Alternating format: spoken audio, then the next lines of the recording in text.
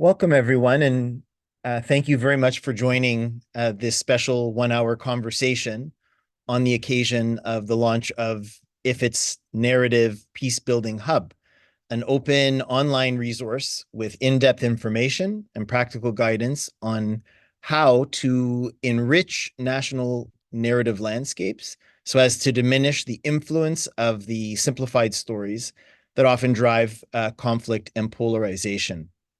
My name is Mark Freeman. I'm the founder and executive director of the Institute for Integrated Transitions. The hub that we've just launched contains a mixture of policy papers, practice briefs, videos, toolkits, and lots of other resources that were developed by IFIT's Inclusive Narratives Practice Group in partnership with IFIT Country Brain Trusts and other experts. And it's meant to serve as a platform for practitioners, policymakers, and donors to access and exchange knowledge on the intersection of narrative and peace building. The hub actually emerges out of many, many years of prior work, in particular through our country work and through the efforts of the Inclusive Narratives Practice Group that we created a number of years ago.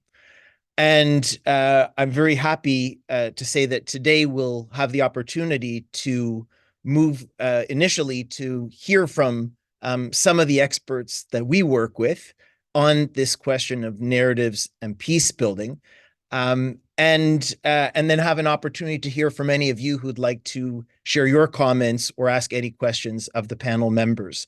So it'll be divided 30 minutes and then 30 minutes. In any case, so to move to that, we want to share a little bit about the substance of IFIT's narrative peace building approach, which is reflected in the hub. And so today's conversation, we're very fortunate to have three expert guests join us. One is Dr. Sara Cobb, who's a leading expert globally on narrative and conflict. Sara is Professor Emerita at the Carter School for Peace and Conflict Resolution at George Mason University, and she's a member of IFIT's Inclusive Narratives Practice Group. Jescah Otieno is a Kenyan peace practitioner and communication specialist. She is a researcher at the National Cohesion and Integration Commission of Kenya, and she is leading the commission's narrative transformation efforts in the country. And finally, Alejandra Gonzalez Ferro is a research associate at IFIT based in our Bogota office. And Alejandra coordinates our national brain trusts in Colombia and our narrative peace building initiatives in Latin America. So let's kick things off. I'm going to turn to you first, Sara. You've had an instrumental role conceptually, strategically in helping IFIT and all of our experts to really think critically and strategically about narratives and peace building. So maybe I can just begin by asking you why narrative, in your view, why narrative is important to peace building, and how IFIT's narrative peace building approach fills a gap. Oh, thank you, Mark. And I wanted to compliment IFIT on the launch of this resource hub, because I think it's a fabulous contribution to peace builders all over the world to begin to think from a narrative lens. So I'm looking forward to the impact of it and to its enrichment over time. So to answer your question about, just checking my time to make sure, to make sure, I'm just want to only speak for about 5 minutes. Yes. Narrative is an incredible resource for peace building, and in the following way. Narrative is the architecture, it's the deep structure of meaning making. So because action is driven by meaning, the people do things on the basis of what it means to them. It's absolutely central for social change and for conflict reduction and peace building more broadly. Now, there's some good news and bad news. And I think our model that we developed through IFIT reflects or addresses some of these strengths and limitations. So let me start out with the limitations. Now, narrative is,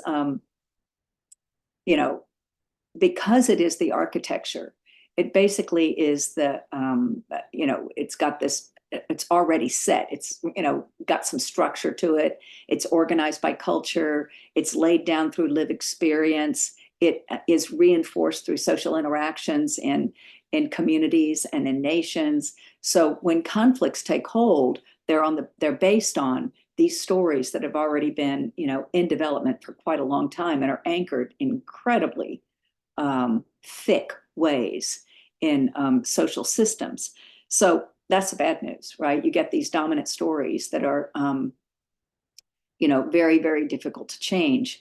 One of the things the IFIT tree model recommends, and we think the tree model is basically, you got like a tree, you've got sort of narrative roots that are derived from culture and history and experience. And you have they feed these trunks, which are basically big dominant stories that are bundled together and pretty stiff and rigid.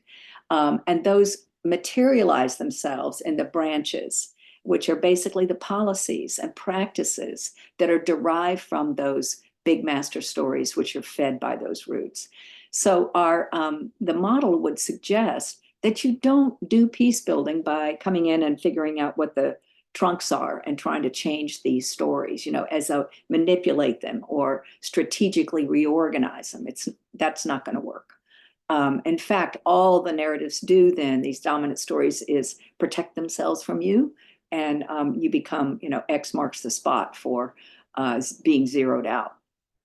So if you want to participate in peace building from a narrative lens, you've really got to think about the development of the roots and the materialization of new policies and practices. Those are the places where you can support the evolution of meaning. But the good news, I want to get to the good news, and it's also reflected in the model, is that narratives as systems are anchored by key words and component parts. And that's just brilliant, because, that's wonderful for us as peace builders, because evolution to any one of those, central key words, or these central values, or central descriptions of the characters, or plot lines about what's happened in the past and what's going to happen in the future, any of those narrative components, evolution of those changes the whole system. So the focus then is on not creating one unified story that everybody's going to tell. That's not the direction for peace building. It is the evolution of these stories. And they can be minor evolutions that lead to new kinds of interactions, that lead to new relationships, that begin to shift policies. They don't have to be, you don't have to do all the work at once. In fact, narrative is going to help you out by shifting itself in response to the evolution of meaning. So, that's what makes peace building from a narrative lens, absolutely foundational, and I think an incredibly rich source. Then we got some tough questions like, okay, how do you do that? It's not an issue, because we have a lot of strategies, and the hub offers, through some of the case studies and the field work and some of the policy papers that are written, ways to do analysis that then have import for how do you actually do the practice. And I think the hub is a good resource for the practical questions about how to support the evolution of meaning. But the really great thing about the hub, I think, and this is my last comment, the really great thing about the hub is that I think it's intended to be a bottom-up source for the world, actually, and not, somebody like me sitting around teaching, providing instruction to everybody like a professor does, professing, but more bottom up in the sense that people can actually use this framework and use these lenses and advance the practice of narrative change in the course of the work they're doing in these countries. And I'm really excited to hear from the other two panelists, Jescah and Alejandra, on the ways in which it's made sense to them. And I think then collectively, we all get wiser and smarter, because the work is not sort of centralized and then pushed out. It's coming in from all these practitioner sites where people are getting smart. And I'm looking forward to learning with everybody. Thank you. Well, that's fantastic, Sara. Thank you so much for the kind words, but also just for giving us a combination of a theoretical and a practical perspective in just 5 minutes. We'll come back to you in a moment, but let me just move now in the spirit of practice and applying some of these ideas. Let me pass now to you, Jescah. In Kenya, the National Cohesion and Integration Commission, where you work, has begun a narrative transformation process from scratch, starting with a national narrative mapping process that will lead into eventually a strategic planning and implementation of narrative change set of interventions. Can you tell us a bit about how the Commission has applied a narrative peace-building approach in Kenya thus far, and any lessons that you want to share? That would be very welcome. So over to you. Thank you, Mark. Indeed, thank you for having me. And on behalf of the Commission, let me say that we are honored really to be part of this. And so, as you rightly put it, the National Cohesion and Integration Commission has actually applied the narrative approach as a brand new approach. Remember, the Commission was born out of a post-election violence in 2007, 2008. And really, this was as a result of a kind of discord between the two main protagonists then, the incumbent president and the opposition leader. And so the two who are from the Kikuyu and Luo communities respectively have, sort of seen conflicts between their communities, and this goes all the way back to independence times. This has led to mistrust, has led to conflicts, inter-ethnic conflicts between the two communities, as well as other communities, And so the Commission, having been born to ensure that Kenyans coexist peacefully, irrespective of their ethnic communities, really we have been in existence for over 14 years. And one of the things we asked ourselves is that we have applied various strategies, whether we are talking about mediation, whether we are talking about public outreaches, whether we are looking at advocacy, including the hard approach, we have taken people to court. But really, we have not attained that ultimate social cohesion that we would want to. And so we said, why not do things differently? And that is the reason why we decided to apply the narrative approach. And so what we have done is that we have, as you rightly put it, looked at the three key stages of this approach: the assessment stage, strategic planning stage, as well as the implementation stage. We are currently at the assessment stage, where we have conducted sort of a mapping exercise. But it is important for me to say that even prior to doing this, we did conduct a comprehensive literature review just to look at what other people have said, whether we are talking about published documents, media pieces, and the like. And so we sampled 13 out of the 47 counties of Kenya, 5 of them that are predominantly occupied by the Luo community, 5 of them predominantly occupied by the Kikuyu community, and the remaining 3, what I would call control counties, not occupied by the rest of the communities, all right? And so we have so far collected data from one community, that is the Luo community, of course, with plans to reach out to the other communities in the coming months. So we have conducted a mapping exercise, just looking at the roots that Sara just talked about, the trunks and the branches and all that, using sketches, sticky notes. One of the key questions we've been asking is, what narratives of the different communities are there? What do you think of yourself as a community, but also in relation to the other community, okay? Remember, Kenya has over 44 ethnic communities. but we are currently focusing on only 2 with the hope, of course, that we will expand this. Now, let me say this, that so far, looking at the narratives, that are coming out, we are looking at how the Luo community, for example, is viewing itself. First of all, they sort of saying that, yes, the other communities are saying they're proud, but at the same time accepting that, all right, fine, we are proud, but even if we are proud, then there are positive issues that we think that we possess as a community, okay? And so we hope that through giving space for all these narratives, however minute, however lesser narratives they could be, that we want to open up the landscape, okay? Open up the space for communities to talk about their past, for communities to talk about their issues, what they think about themselves, as well as others, just to have them, recollect their past and talk about this. So what are the key lessons that we have learned? First of all, I would say that one of the lessons that we have learned is the need for psychosocial support, all right? Remember, Kenya has had a history of violence coming around, especially during election times. And so as communities talk about themselves, talk about their issues, then some of these discussions really provoke emotions.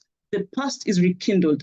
And as a commission, we think about it and pause and say, wait a minute, the post-election ghost is yet to go. There's need for us to conduct psychosocial support even as we go along. But number 2, it is very critical that we realize that it is easier for a community to talk about another community than it is to talk about themselves.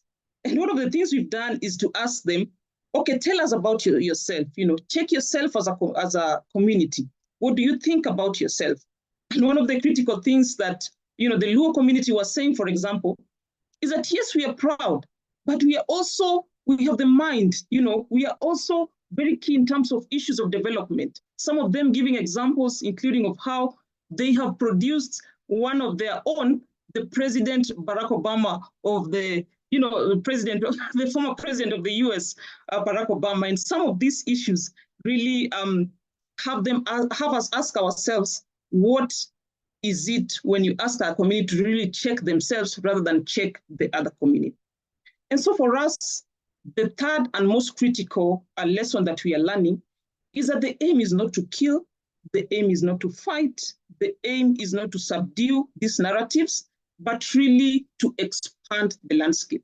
And so we are a diversity commission, and we are saying that it doesn't matter the lesser narratives, let us give space for people to be heard, because this is what is going to give us the peaceful coexistence that we desire. Thank you. It's fantastic, Jescah. Thank you very much for sharing all of that. I should have said that our Inclusive Narratives Practice Group has the privilege also of accompanying your commission with this work, and we're learning a lot as well through the process. So thank you very much. And maybe making a connection also with the very last thing that you said, and before I go to Alejandra, I mean, one of the almost stock phrases of our Inclusive Narrative Practice Group members, and it's reflected throughout the materials in the hub, is, and very much in line with what you just said at the end, Jescah, which is that lasting peace does not come from imposing a narrative and from everyone telling the same story. It emerges in societies where many complex, diverse narratives are encouraged to thrive together. And I'm using that as a segue maybe to turn to you now, Alejandra, and share a different perspective where you are in Colombia, and to tell us about the approach to narrative peace building that IFIT has applied there, including through the country brain trusts that we've had there for over 7 years now. So please, over to you. Thank you, Mark. Good morning, afternoon, and evening to everyone who is connected with us today. It's a pleasure to be here. Sara, thank you for that great explanation, and Jescah for sharing this amazing experience and lessons learned from Kenya.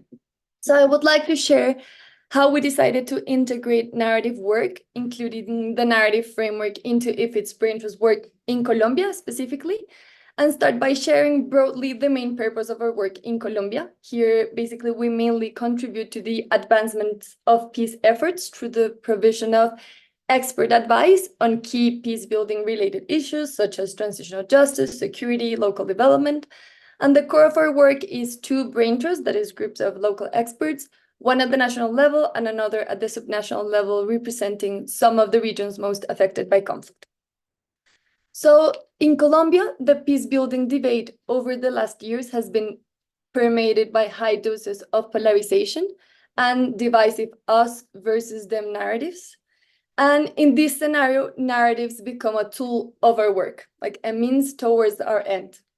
Our goal is to contribute to peace building, but we can do that if we don't address the underlying narratives and stories that people in society tell about each other. So how we perceive combatants, ex-combatants, military, civil society, state institutions, etc. So the story is incomplete if we don't look into narratives. And in this sense, we realized that it didn't make sense to treat narrative work as a compartmentalized additional area we would work on, but rather a tool that could permeate all of our actions and thus take us a step closer to our goal. And something that is very important is the context, because the context fluctuates widely and we need to be on top of it. So part of our work is to use narrative tools to navigate this context. And another one is to identify windows of opportunity to contribute to enrich the narrative landscape. So with that, I would like to bring two concrete examples to illustrate our work. The first one is we integrate narratives into our daily activities by using narrative tools as part of our meeting methodology. So we often have meetings with actors with divergent views, or even actors that do not necessarily talk to each other. And we just need to find a way to build a common ground, at least for the meeting, let's say so. So we use narrative tools to plan our meetings, to ideate the spaces we work in, and to access the kind of audience we want to target. So for instance, we try to find common values that Sara was naming them, or actions when talking about difficult topics through, let's say, building premises to be able to have like inclusive conversation. So like some of common premises that usually are based on technical components of the things or topics we talk about. Another example is we have specific initiatives that seek to impact the context. So during the presidential electoral period of 2022, we created a toolkit for constructive dialogue in polarized context that you will find in the hub. There's the tools and there's a practice brief on the whole process of how we did it. It's there. So the motto of this toolkit was give your opinion without insulting, hold a conversation without judging, and ask a question without attacking. That's not easy, but we try to create some tools for that. So the toolkit has 6 tools that are meant to be used among persons with opposing views on a given topic, where the conversation has already escalated to the use of pejorative language and limited listening. The toolkit does not aim to generate consensus or agreement around a given topic. Instead, it promotes viewpoint plurality and the idea that we can and should talk with those whose views are different to our own. I would say our most successful story of impact was when one of the tools of this toolkit that it's called, or we call it pat on the back. For those who speak Spanish, it's called échale flores, that seeks to acknowledge positive things about the other's position. And it was used in a university debate with presidential candidates. And the use of the tool led to shift the tone of the debate as candidates were talking. And that was super powerful because they used to refer to each other not in the nicest terms in the past. So started recognizing something positive about each other was like a new way of a conversation. And this shift was rarely ever seen in a debate. So it was like positively valued by the public. So along this process, and I'm going to close with this, of using the narrative lens in our work, we identified multiple lessons learned, and we've learned a lot on the way. But I want to share just 3 things. The first one, when we talk about human relations, it's a lot about emotions. It seems minor, but it's not. So the acknowledgement of emotions is key. The second one is working in the peace building field. Lots of the work has to do with building bridges among opponents or even among, let's say, former enemies. So having awareness of the dynamic of narratives is incredibly powerful tool to do this work. And Sara already named it, and Jescah explained how in Kenya it's that way. So in our experience, what has worked is to take, like, let's say, an incremental approach. So you first start talking with those who are closer to you, those who think alike, and those with whom there is already, let's say, a minimum common ground. And from there, you begin like growing the circle. And the third lesson I want to share, it's the importance or the value of including sectors from other disciplines and fields, let's say, such as the creative sector. So they work with narratives daily, and their knowledge and inputs are very valuable for the work we do. So let's say by consulting artists, writers, in other cases, politicians, among others, we have gained new insights into how narratives and polarization are addressed in different fields. And we did so for creating the toolkit to get like basic ideas and understanding different actors, and basically understanding the relevance and power of stereotypes in folk cultures and how they translate into politics, and how that has enabled us to better understand the preconceptions that prevent important conversations from happening. But I'll leave it there so we can move into more of a conversation. Thank you. Well, that's great. That's another very vivid set of examples of these ideas put into practice for, with peace building aims. So thank you very much for sharing that, Alejandra. Maybe I'll give you each an opportunity just before we open up to others for comments and questions. I'll maybe give you each a chance to react to each other or to one question that I'm just going to put out there. And it has to do, I guess it goes back a little bit to the word you said at the very outset, Sara, which is the word architecture. And I guess I would ask, each of you, if you wish to comment on this. As I said, you can also just respond or react to what you've heard from the other panelists. But, how should we think about the architecture of narratives in a physical sense? Is it something inside of us? Is it something out there, or is it both?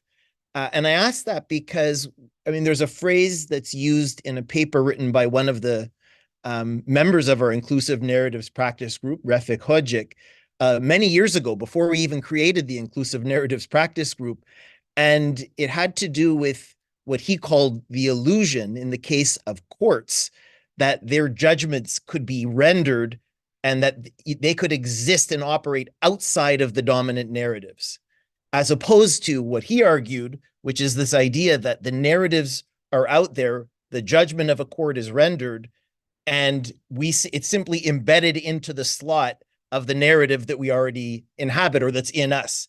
So it's a bit of an abstract question, but I just want to get any reactions from any of you, if you wish, to that idea, like, where is narrative in relation to us? Sara, maybe we'll start with you. Well, it's been a long time, I think, that we've been as a field of peace building struggling with this. Back in the 90s, we thought identity was the problem, remember? And then we put people in workshops and tried to, understand and then change those identities. And it's not going to work because of the web of meaning that folks are, encased in and reproducing. So clearly, narrative is located in the social spaces between people, and we enact them, we reproduce them as folks, and we inhabit them. You use that word, Mark. I think it's a brilliant word, because they don't feel different than us. They feel like we are that, right? So I think the social space is where we have to pay attention, and the examples that both Jescah and Alejandra were giving are of the sort of things that worked. What Alejandra was pointing out about the centrality of emotions and the work that just that little pat on the back exercise they did during the political debate, shifted the grounds. That's evidence of the fact that the spaces that we inhabit collectively are the location for narrative, and you shift that and you can really make things happen. And I also think Jescah's point about, the centrality of trauma, trauma is not something that happens to an individual, right? You can get hit by a bus, but the sort of trauma she's talking about is collective. And so we have to, really follow the work that they're doing and think, well, how do you work collectively? Because the space of those trauma narratives is a social space. So those are some of my thoughts. That's terrific. Jescah, over to you if you wanted to react to any of this, and then we'll go to Alejandro and then we'll open up. Sure. Thank you, Mark. I think for us at the Commission, one of the things that we've kept asking ourselves, for example, is what is this peace? Yeah. What is this animal called peace? And one of the ails that we suffer from as Kenyans is the issue of negative ethnicity. And this really comes out during elections. Before elections, Kenyans are working together, they're living together, they are eating together, doing everything, going to church together. But we ask ourselves sometimes, what is this animal known as ethnicity? How comes, what is it different because I speak a different language from my neighbor that really makes us hate each other? So really, I would say it encompasses everything. It's about who I am, my identity. It's about what surrounds me. It's about my environment, because again, that really determines how people act, their culture, their way of life. So really, it's about us looking at ourselves, not just in terms of our ethnic cocoons, our religious cocoons, but it's about us looking at ourselves as Kenyans, as a people, as human beings. So for me, really, this is all about us going back to our humanity and really interrogating who really we are as human beings. Thank you. Thank you, Jescah, very much for that. Alejandro, over to you, and then we'll open up. Thank you, Mark. I was thinking about the question and listening to Sara and Jescah. I think it's like a little bit of both. Like when you say what's first, the egg or the hen. And it's because I do feel that if it's a space we inhabit, it's like one self that has like a background and experience and values, like has its own story. So I think I just want to bring one of the lessons that Jescah shared with us, that was it is easier to talk about the other than to talk about ourselves, because we are kind of nurtured with the narrative that is out there, like the narrative that everyone's telling. But when you start like scratching in, and it's what we try to do with the toolkit, and you start looking at oneself's story, then you can understand those like values and the story each person has. And it's like in oneself that can start like changing other things, like to sum up and start changing more collectively the narrative. So I think it's like a little bit of both. And we actually, in the work of peace builders, need to approach it on like both sides, like on a personal way and on a collective way. Yeah, very, very interesting additional comments. Thank you all to all three of you. I'm now going to go to our technical team, who will give the floor to the first person who will appear on our screen to ask an initial question or make an initial comment. So over to you, technical team.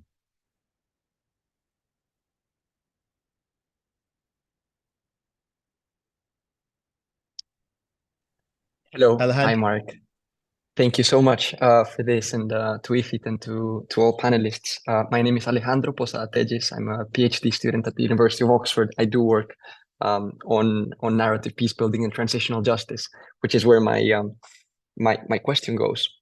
So I really enjoy learning about how this takes place, how this narrative process takes place at perhaps at the ground level and the social. But I'd like to take that up a level to the high level political, because transitional justice entails a series of very difficult choices and decisions that politicians and state officials and other kinds of people have to make. And transitional justice, in my opinion, is a mechanism for settling accounts, and that might be incompatible with effectively trying to allow multiple narratives to coexist. And perhaps as an added layer of complexity, you've got thousands or millions of narratives that you want to be representing. So transitional justice really runs the risk of not being able to represent, not being able to provide truth and justice in a way that people feel satisfied.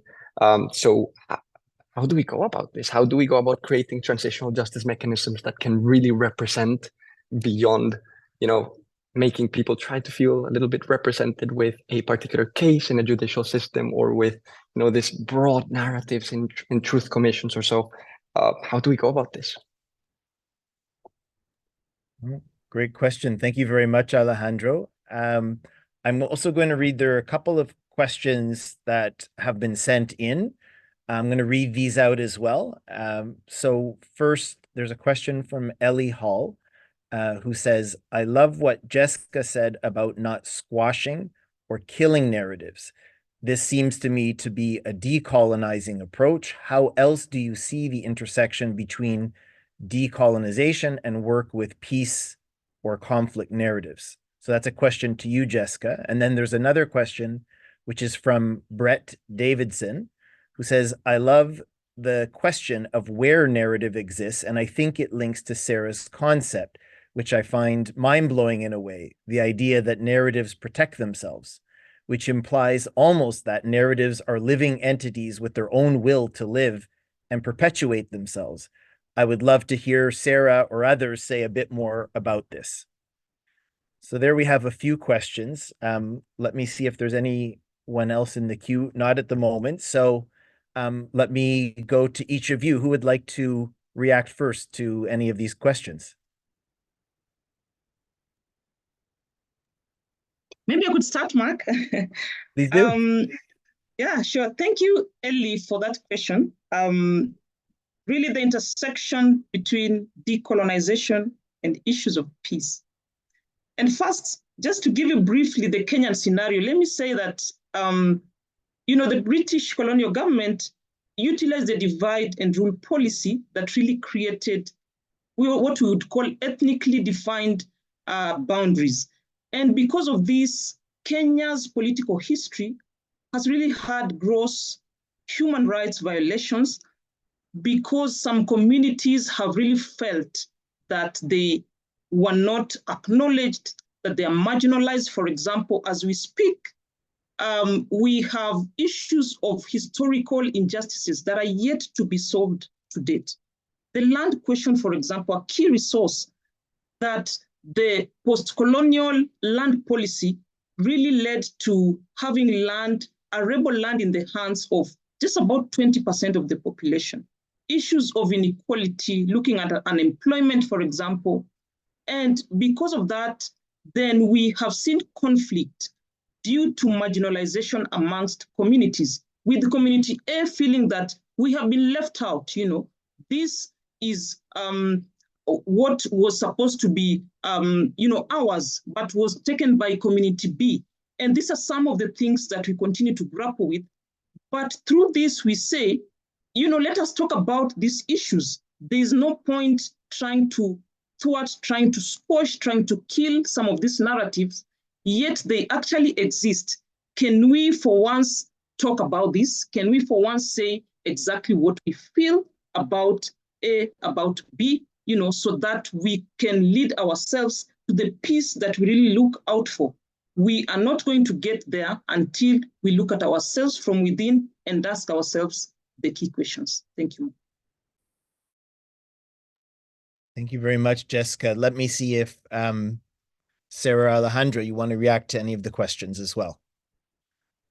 Well, I'm going to leave the question about, transitional justice to Alejandro, if she's got something to say about that, because that's so pertinent to Colombia, right?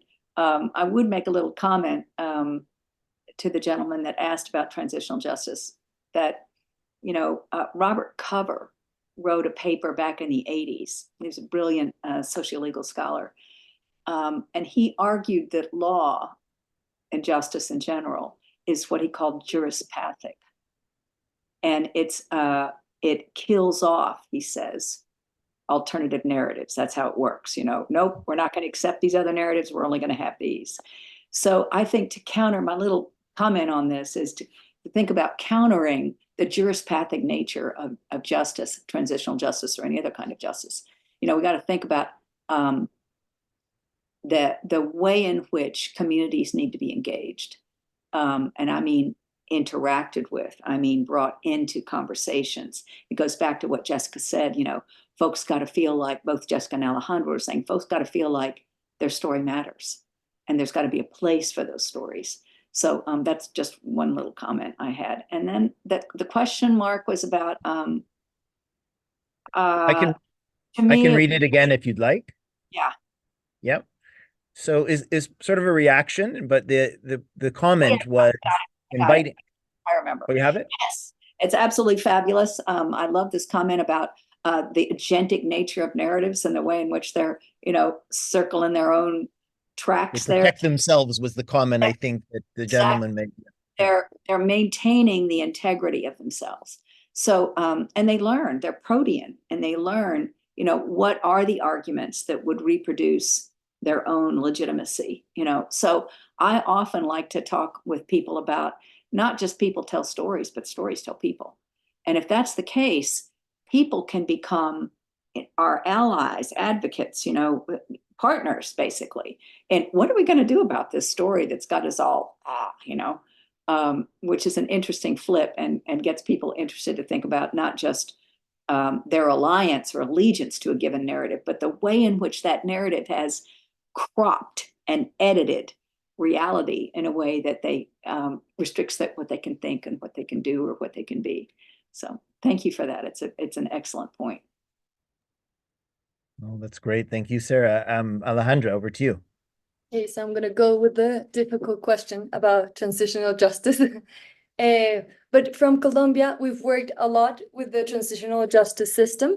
And I would like to share how we've done the work, specifically on narrative. So I think we've taken one of the theory of changes that is on the framework, that is basically create spaces for constructive interaction.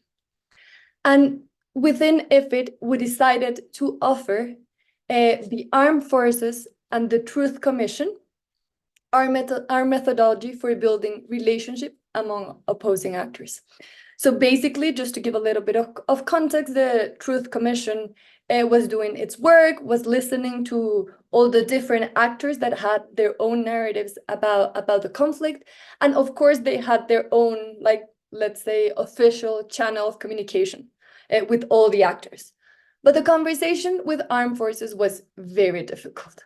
They had that official channel, but we noticed it was a very difficult conversation. Everyone was talking about that. So IFIT decided to offer this space and started a whole process of work. And as I was saying, it was kind of a building process. So we basically seek to create an independent and safe space for those two actors to meet and share their reflections, their concerns. And it took a while, because how we did it, and I'm going to tell this story quickly, is we decided to meet them apart. So first with the militaries and then with the Truth Commission, and understand each group's concerns and stories. And with all that work, we finally achieved to get these two actors together to talk about the different issues, the different narratives, the different process of constructing this narrative of the truth about the conflict in Colombia. And I have to say, it was we didn't get to a sort of consensus, but we just managed to create that space of opening the landscape of narratives. And I think that's something very important about the story. And I would say is that the success of the story is not necessarily getting them together, because as I said, they had their own official channels of communication, but making them aware of the importance of the way they spoke to the other, of the narrative they had about the other. So we said, if you start the conversation sharing this first point of view in a very straightforward way, that will close up the conversation. If you start using this language, you will like judge the other immediately, and that will make difficult the conversation. You need to understand that the other's concerns are these, the fears of the other are these, and we went like to the deep part of the emotions. And in the end, the conversation like happened and it was feasible. Another little thing that we did that I think it also helped was we, at certain point, we brought an expert Nigerian general who had a conversation, like a peer conversation with the Colombian Armed Forces. And that gave like another perspective, another experience, and like I would say in one way, or we want to say, and think it opened their mind a little bit of the importance of the conversation at least. So I was just want to say it's a whole process, but wanted to bring this very concrete example of how we work with different actors in a transitional justice system, specifically with the Truth Commission in Colombia.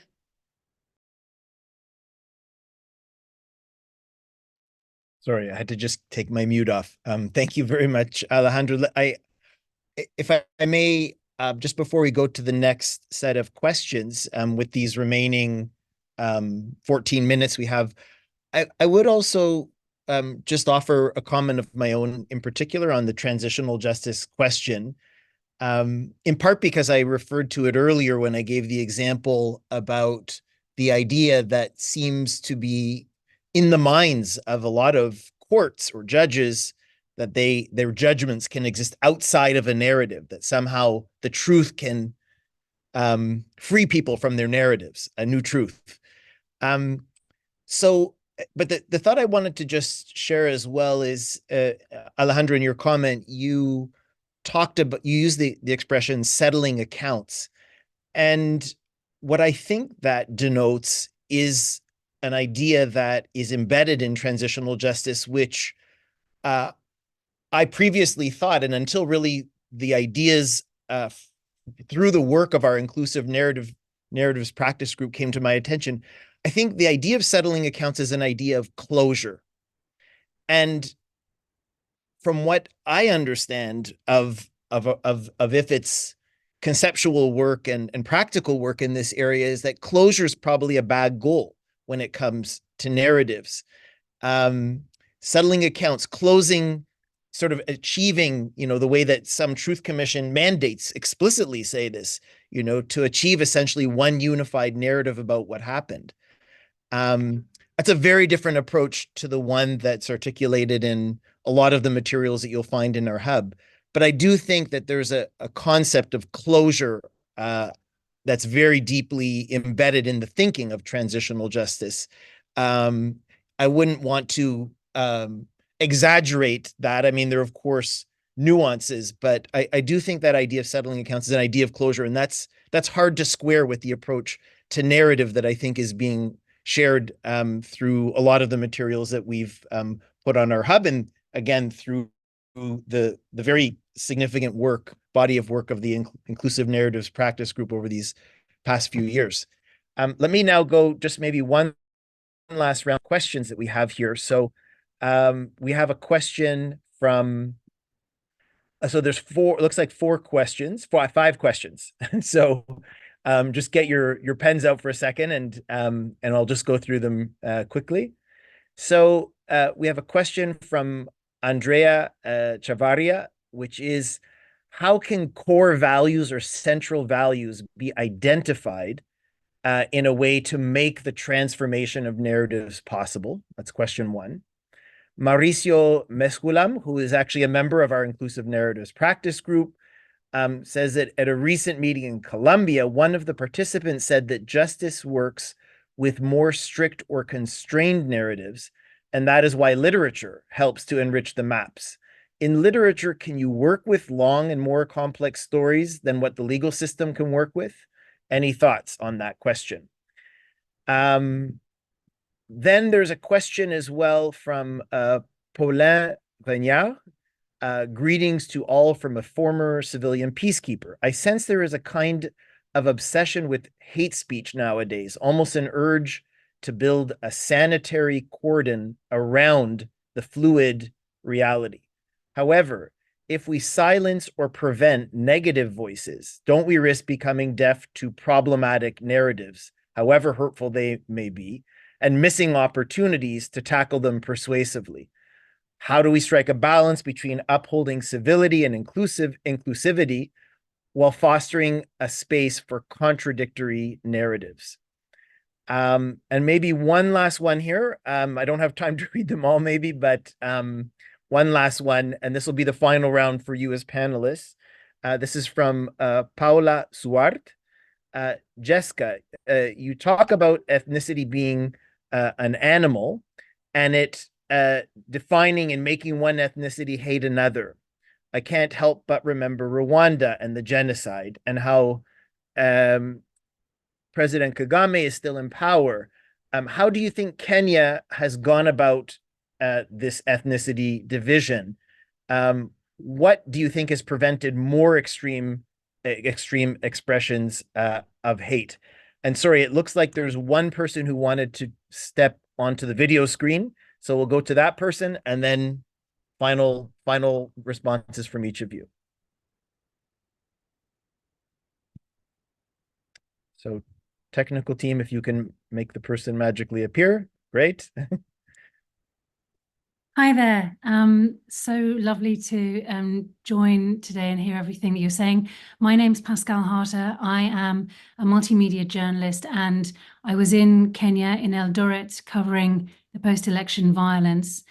And I interviewed many people, and one story, of course, there was horrific violence, including against children, which you'll remember, but there were also petty wounds, things that wounded deeply. For example, I went back with one family to their village, and as we walked there, they saw that their neighbor's daughter, so family that they had lived next door to their entire lives, had gone into their home while they had been running away, fleeing for their lives, and taken their daughter's dress, and now their daughter was wearing their daughter's dress. And it was devastating to the family that I was with, that their neighbors should profit from this moment, from their persecution. And it has struck me, not just in Kenya, but in my entire career in Eastern Congo and other places, that people need to tell of their trauma again and again and again, and they need to be heard. And that's the job that I do, listening and then broadcasting that as faithfully as I can. But I'm so interested in your work. Where do you think the practical forum is where people can share their stories and be heard, including by the people who have wronged them? How can we do that on a real community, granular level? Thank you. Thank you so much, Pascal. All right, so final quick round of responses. Maybe we'll go in reverse order this time. So we'll go Alejandra, then Jescah, and then Sara, you can close us out. Thank you very much. I would just ask quickly 2 questions. The first one about how to identify core values to make transformations in narratives. I would say that's probably one of the most difficult parts because it's part of the root of the tree, like it's down there, deep there. But I would say something that helps in the process of identifying those values is what it's called, and I learned that from the IMPG and from Sara, it's called circular questions. So I do think that circular questions help to have this conversation in a different way. So let's say you can achieve like creating new descriptions based on comparisons on, let's say, time and relations. So you ask different questions that get you to hear the story in a different way or the narrative in a different way and like pick on the values. So if I say, hey, Mark, what do you think that Jescah thinks about Sara? Then when you tell me that story, I can start like identifying those values. It's a whole work, as I say, and I would say the narrative work, it's a whole process. But that's like one just key practical tool that could help.